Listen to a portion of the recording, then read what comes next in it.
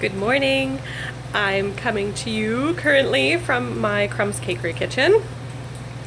I've had a lot of people asking about my omelets. A lot of people have a lot of troubles with making omelets. They try to make them look pretty and they just end up coming out of the pan a big goopy mess, or it just doesn't look good. It still tastes great, but I thought I would take a few minutes this morning to show you how I make my omelets, and maybe you can take away some tips and perfect your omelet as well. So my lighting in this kitchen is not the greatest. It's more for functionality, super bright lights, fluorescence for when I'm doing my cake, so I don't have any shadows when I'm doing the gum paste artwork and whatnot. So the camera lighting is not fantastic, but I'll do my best. So first thing I'm going to do is I'm going to take my eggs and just crack them into a bowl. I typically do a 3-egg omelet, especially because these eggs are a little bit smaller. These are farm fresh eggs from a friend of mine. I'll be right back. So the first tip that I have for you is just whisk your eggs really good. Just incorporate a lot of air into them. I don't add milk, I don't add cream. People say, oh, it makes them soft and fluffy. No, it doesn't. Simply whisking your eggs really well and incorporating a lot of air will make them light and fluffy. That's all you need to do.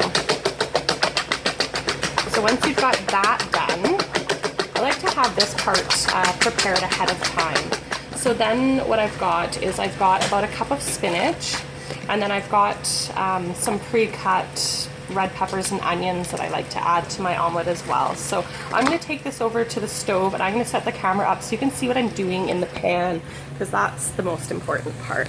Just going to flip the camera around. Oh, maybe I can't. So let's see if I can get you seeing my pan. I think that should be good.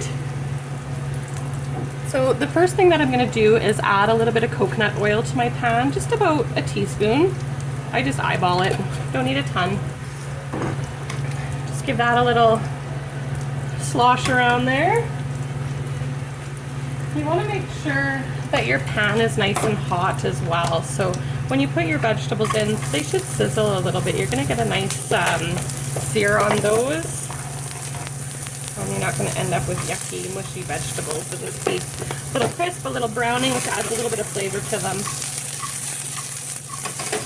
So I just mix those around a bit. I give these about a minute before I add my spinach, just because the spinach wilts super fast.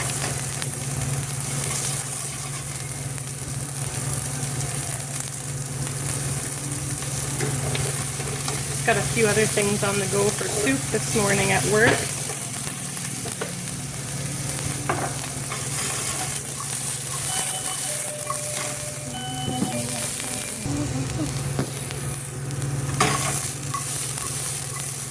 Once these are kind of browned up for a minute, now I'll add my spinach. Like I said, I do about a cup of spinach. It wilts down pretty good, so it looks like it fills the pan, but that'll go down pretty quickly.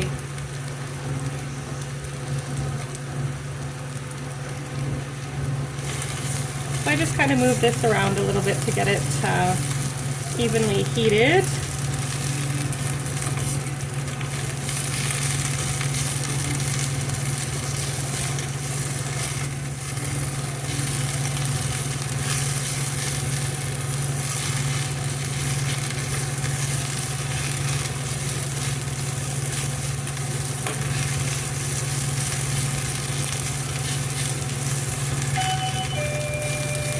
Morning.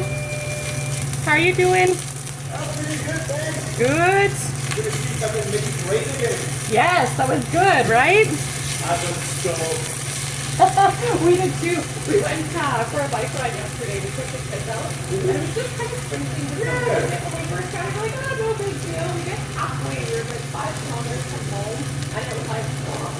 We were stoked, but we had fun. It was great. Yeah, it was just so lucky to see the rain for me. Yeah, we were staying okay. I was doing this thing like the phone out there, Right?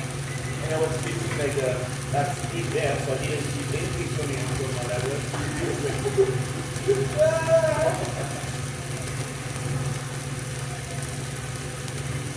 Yeah, did you see weekend again? Yeah, it was good.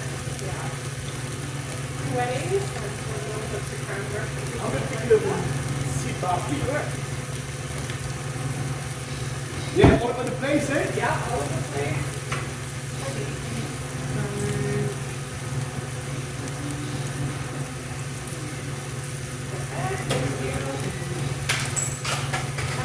Oh, well, you too.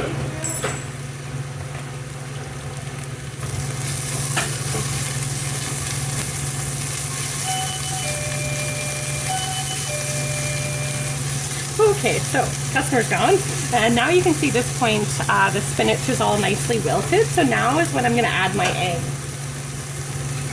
So I just like to give it another quick whisk before I add it. I'm like going in the circular motion with my fork like this, and just trying to pull that egg up to incorporate more air. Pour it in. And now you're just gonna try and like kind of move it around so all your vegetables are in there quite evenly. Now, this is the secret part. What you're gonna do is you're actually gonna pull up the cooked egg and allow the uncooked egg to go underneath. Does that make sense? I hope that makes sense. Hopefully you guys can see this okay. So I just continue pulling egg up from all around and allowing the uncooked egg to go underneath to get it to cook. So you're going to keep doing this until there's no more runny egg on top of your omelet. I always just push down the sides a little bit.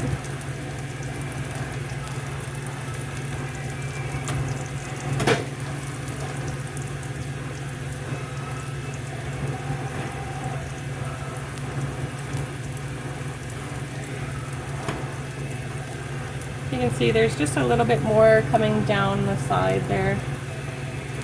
So once it hits this point and there's not much left on there, it's pretty well just about set.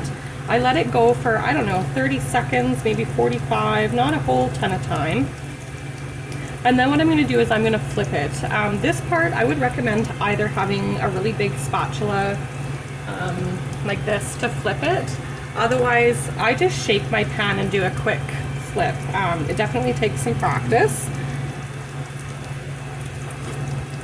But make sure that your omelet is completely unstuck from the pan. You can see when I'm moving it here, it's just freely sliding back and forth. And that would be my other tip, is to make sure that you're using a really good non-stick pan. Don't use metal utensils in your pan. That just starts a good scratch and then they get really sticky. So you can see this one here, it's just about cooked. So now I'm going to do my flip, like so.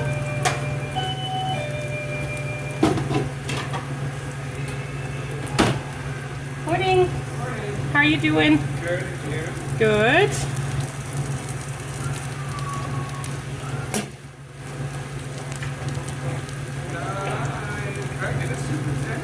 Okay. Maybe I'll be back. Sure, sounds good. Have a good day. So once you've added your cheese, you're just going to fold the omelet in half like I did, and then let it cook for about 30 seconds on each side. Push it over to the other side so that you can see nice, light, ever so slightly browned.